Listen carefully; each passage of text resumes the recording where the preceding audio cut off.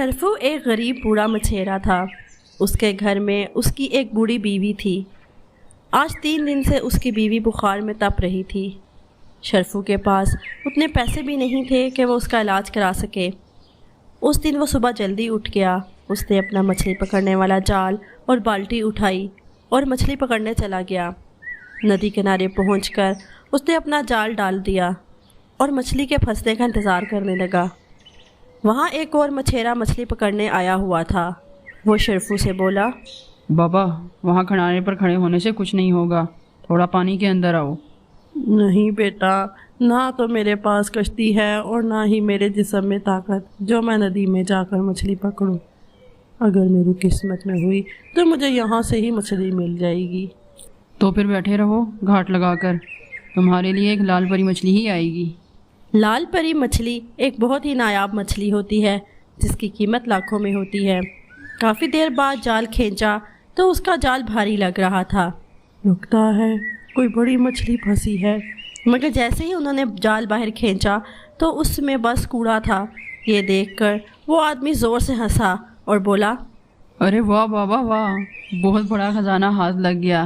اس طرح روز خزانہ ملتا رہا تو تم جلد ہی امیر ہو جاؤ گے۔ شرفو دل ہی دل میں بولا، کیسے لوگ ہیں یہاں کے، جو ندی ہمیں پانی اور کھانے کے لیے مچھلی دیتی ہے اس میں اتنا کوڑا کچرا ڈالتے ہیں۔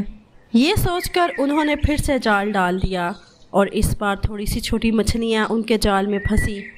وہ وہی مچھلیاں لے کر بازار میں بیچنے کے لیے لے گئے اور شام تک گاہکوں کا انتظار کرتے رہے، پر چھوٹی مچھلیاں ہونے کی وجہ سے کوئی گاہک نہیں آیا۔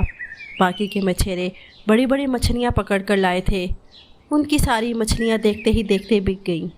اب تو سارے لوگ ہی چلے گئے ہیں، شام ہو گئی ہے اور ایک بھی گاہک نہیں آیا۔ سوچا تھا جاتے ہوئے کچھ دوائیاں اور کھانے کے لیے لے جاؤں گا۔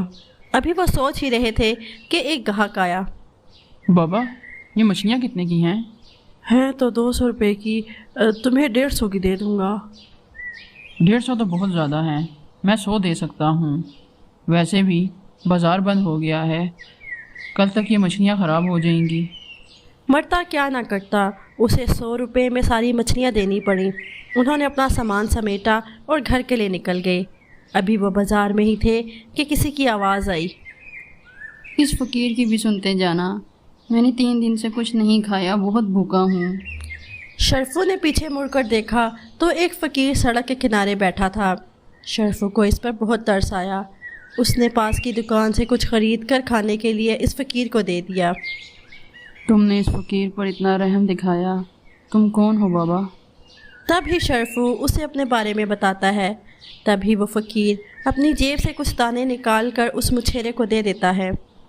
تم نے بنا کسی لالچ کے میری مدد کی ہے بابا، تمہیں اس کا پھل ضرور ملے گا۔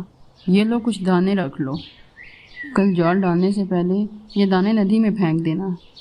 شرفو نے وہ دانے اپنے پاس رکھے اور پھر وہاں سے اٹھ کر چلا گیا۔ گھر پہنچنے پر اس نے دیکھا کہ اس کی بیوی اب کچھ بہتر ہے۔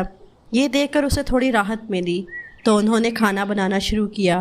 اس نے اپنے لیے تھوڑی سی مچھلیاں بچا لی تھیں۔ اس نے ان کو بنایا اور اپنی بیوی کو بھی کھانا کھلایا اور خود بھی کھانا کھا کر سو گئے۔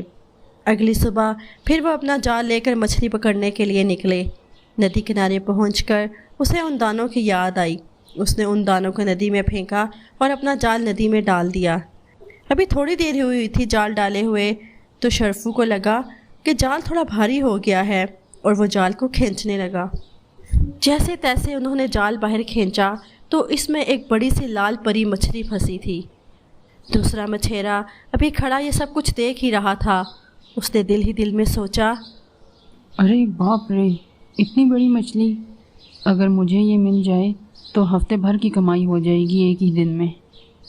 شرفو اس مچھلی کو اٹھا کر وہاں سے جا رہا تھا، تبھی اسے ایک زوردار دھکا لگا اور وہ زمین پر گر گئے۔ یہ سب دیکھ کر دوسرا مچھیرا جلدی سے وہ مچھلی اٹھا کر وہاں سے بھاگا۔ شرفو زور سے چلایا، ارے چور چور، جلدی پکڑو، وہ میری مچھلی لے کر بھاگ گیا، جلدی کوئی پکڑو۔ وہاں موجود کچھ لوگوں نے جلدی سے اس مچھیرے کو پکڑ لیا اور وہ بہت مشکل سے اپنی جان چھڑوا کر بھاگا۔ اتنے میں شرفو بھی وہاں پہنچ گیا اور لوگوں نے اس مچھلی کو شرفو کو دے دیا۔ مچھلی کافی بڑی ہے، اگر اس کا کچھ حصہ کاٹ کر میں اپنے پاس رکھ لوں तो भी बाज़ार में इसकी अच्छी कीमत मिल जाएगी। ये सोचकर शरफू वो मछली को घर लाया और उसको काटने लगा तो उसके अंदर से लाल रंग का रूबी पत्थर निकला। पत्थर को देखकर उनकी आंखें खुली की खुली रह गईं। इतना बड़ा पत्थर, ये तो बहुत महंगा पत्थर है। अब तो मुझे सारी ज़िंदगी कोई काम करने की ज़रूरत नहीं पड़ेगी। ये सब उस फ़कीर के दिए हुए दानों की वजह से ही है। एक हिस्सा उस फ़कीर का भी बनता है। ये सोचकर शरफू उसी जगह पहुंचा जहां वो फ़कीर मिला था, मगर वहां कोई भी नहीं था। उस हादसे के बाद जैसे उसकी किस्मत ही बदल गई हो। अब उसकी ज़िंदगी में किसी चीज़ की कमी नहीं थी। वो अपनी बीवी के साथ सुख की ज़िंदगी गुजार रहा था और साथ साथ गरीब और दुखियारे लोगों की मदद करने लगा कि ना जाने किसी दुखियारी के भेस में कौन मिल जाए। मज़ीद अच्छी स्टोरीज़ के लिए हमारे चैनल को सब्सक्राइब कर दें और साथ दिए गए बेल आइकन को भी प्रेस कर दें ताकि हमारी आने वाली हर नई स्टोरी आप तक सबसे पहले पहुंच सके। और साथ ही साथ हमारी वीडियोस को लाइक और अपने फ्रेंड्स और फैमिली के साथ शेयर कर दें। Thanks for watching.